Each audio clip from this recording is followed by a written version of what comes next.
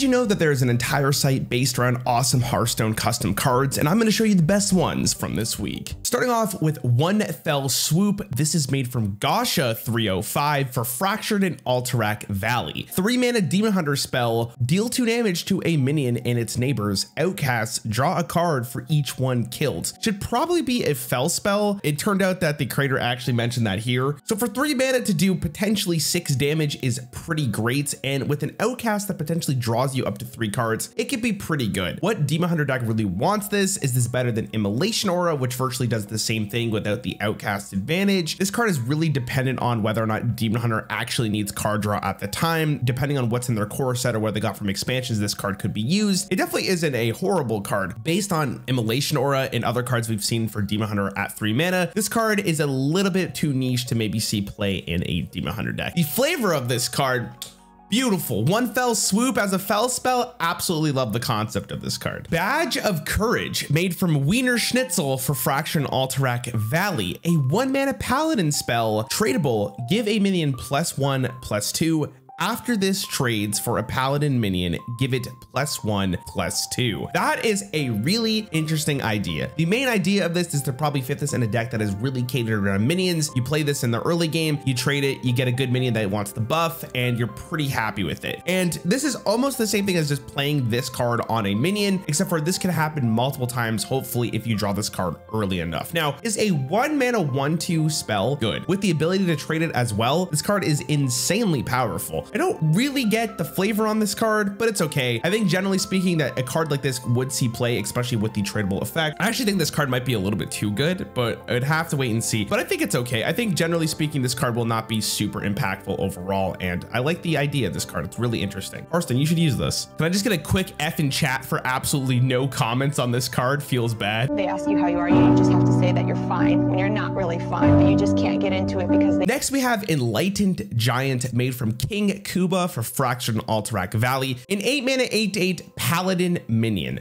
Costs 1 less for each of your secrets that got revealed this game. So the main question is, how many secrets does this have to reveal in order for it to be worth it? I think around 5 mana, this card is probably okay. And you're also getting the secrets anyways, so I guess it's not the worst thing in the world. We also have Sword of the Fallen that was released and forged in the Baron, so this card would be in the same rotation as that, which is a really big deal because that helps secret feel less bad in a paladin deck. You put this in probably a mid-range deck. This is your big boy that comes out in the mid game. I could maybe see this card being played at a 7-mana 8/8. Maybe that's a little bit better. I don't know how many secrets you really want to put in your deck for this card to be really worth it, but I would imagine you'd have to put a decent amount, like 5 or 6, just to have this a little bit more guaranteed to come down at 5 mana rather than 8. So I guess it entirely depends on how good the secrets are in Paladin. Really like the idea. Very unique way of doing a giant. We have Indecision Meteorologist by Necro for Fractured and Alterac Valley. This is a 3-mana 3/3 shaman minion. Battlecry, discover Healing Rain, Lightning Storm, and Snowball Fight. Now, all of these cards are previous Hearthstone cards. Healing Rain was released during, I want to say like Ungoro or somewhere around there, which is a 3-mana nature spell to restore 12 health randomly split among all friendly characters. Then we have Lightning Storm, which is in the core set and has been in the game all the way since Hearthstone Classic. 3 mana, deal 3 damage to all enemy minions in an overload of 2, also a nature spell. And then we have Snowball Fight, which was just released in Fractured and Alterac Valley. Deal 1 damage to a minion and freeze it. If it survives, repeat this on another minion. A 3-mana shaman spell with Frost. This card is very powerful. A 3-mana 3/3 that discovers 3 consistent spells is a very good card to have in your deck, especially because it gives you so much flexibility. You need healing, Healing Rain is great. You need an AoE, Lightning Storm is fantastic. Snowball Fight can be used in very niche situations, but the card is still pretty decent. So honestly, this card would be ran in so many different shaman decks because of how versatile the card is. Really like the flavor on this card. I think shaman is the master of the elements, so having the meteorologist here and not deciding how they want to do the weather is really cool. This is just a very good card. I would maybe make this card a 3-mana 2/3 just because the effect is so powerful, but really well done. Next, we have Fat Chicken from Friendly Shadow, also for Fractured and Alterac Valley. 1-mana 1/1 mage minion. Well damaged, has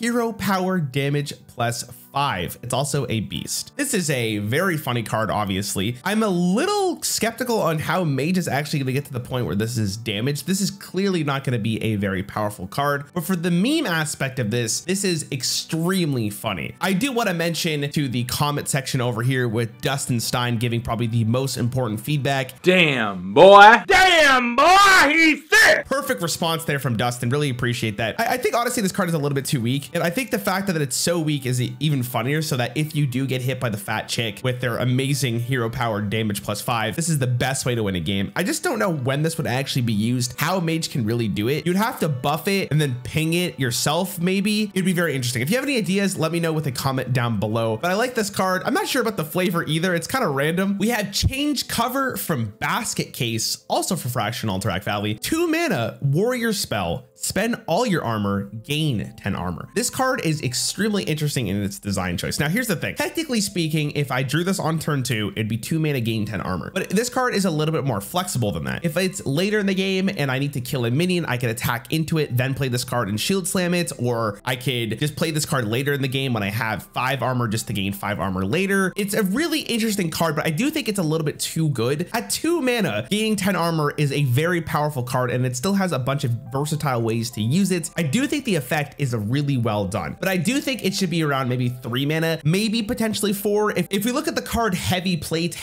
is gain 8 armor with the tradable effect. So this card could probably be 3 mana, and I think it'd be warranted because we're not actually using the tradable effect. Now, the flavor of this card is also really cool. Change cover, you change your armor, you get brand new armor that's probably even stronger. I love this idea. Really cool card. We have a brand new Zephyrus. Zephyrus the Unbound, made from Creator for Fractured Alterac Valley. 7 mana, 7/7 battle cry. If your deck has no 7 cost cards, shuffle Ultimate Cosmic Power into your deck. First of all, I just want to mention the artwork here is fantastic. They did a very good job with the artwork. Ultimate Cosmic Power, a 10 mana spell. Summon the perfect minion, cast the perfect spell. Targets the perfect characters. We are basically putting all our hope into Zephyrus, and we all know how Zephyrus can be a little bit wonky. For him to actually cast the perfect minion and cast the perfect spell, I do think the effect is really cool, but I also think that the card is just extremely weak. The problem with this is that this is a 7 mana, 7/7. Zephyrus is a 2 mana, 3/2, which makes him so versatile. So you have to play this on a pretty empty board because this literally does nothing for you at 7 mana, and that 7 mana doing nothing, that's pretty bad. So the effect has to be absolutely insane, which is a 10 mana spell. I would maybe make this go from shuffle to just put an Ultimate Cosmic Power in your hand. I think that's a little bit more approachable, and I think it's a little bit better, so it's more consistent. Overall, I think this card is extremely cool, but yeah, it probably needs a little bit of a buff. Next, we have Flaming the Dark, made by the One Who for Fractured Alterac Valley. 3 mana mage spell that is fire. Deal 1 damage to all minions. Repeat until deals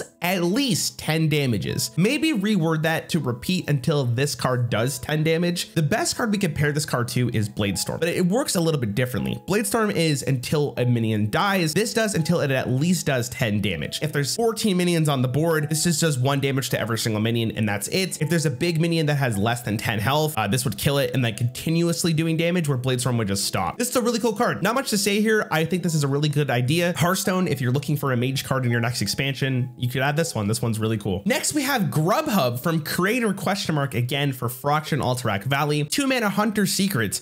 After your opponent plays their second minion in a turn, summon 2/5 grubs. These are what the grubs look like. This is an old minion. I want to say from Whispers of the Old Gods, but I might be wrong on this. So in theory, this is a 2 mana 4/10, but your opponent actually has to play into this. If this card was extremely popular, it's pretty simple to play around this effect. This card will become a bigger issue if your entire game plan is just playing minions, and if you're forced to only play a minion a turn because you can't deal with a 4/10 stat line, that's pretty ridiculous. So maybe we make this to 1/5s or maybe 2/3s, something along those lines. I think 4/10 for 2 mana is just a little ridiculous. Rat Trap is a 2 mana secret. After your opponent plays 3 cards in a turn, summon a 6/6. But in the early game, playing 3 cards is not going to be as likely as playing 2 minions on the same turn, especially depending on what kind of deck you're playing against. This card might be just a little too good. I have to talk about flavor here. Grubhub is a food delivery service, and it looks like the carrion grubs are just eating this wolf, which is probably delivered to them because he was wandering on sand or whatever it may happen to be. Flavor is amazing in this card. My last card is Agent of Peace from Nico Demons, a 7 mana 3/11 druid minion with taunt. Battlecry, restore 8 health to each hero. Honestly, this is a type of card that I think is very well designed. It is a big body, but it has a very good effect that is both good for you and your opponents. But if you're a class that wants to get to the late game, this is very good. It can save you from just getting onslaughted from an aggro deck. If you ramp into this, it's very good to just stabilize. Card is the definition of a very balanced card, and I am an absolute huge fan of this. I would absolutely love this card to be in Hearthstone.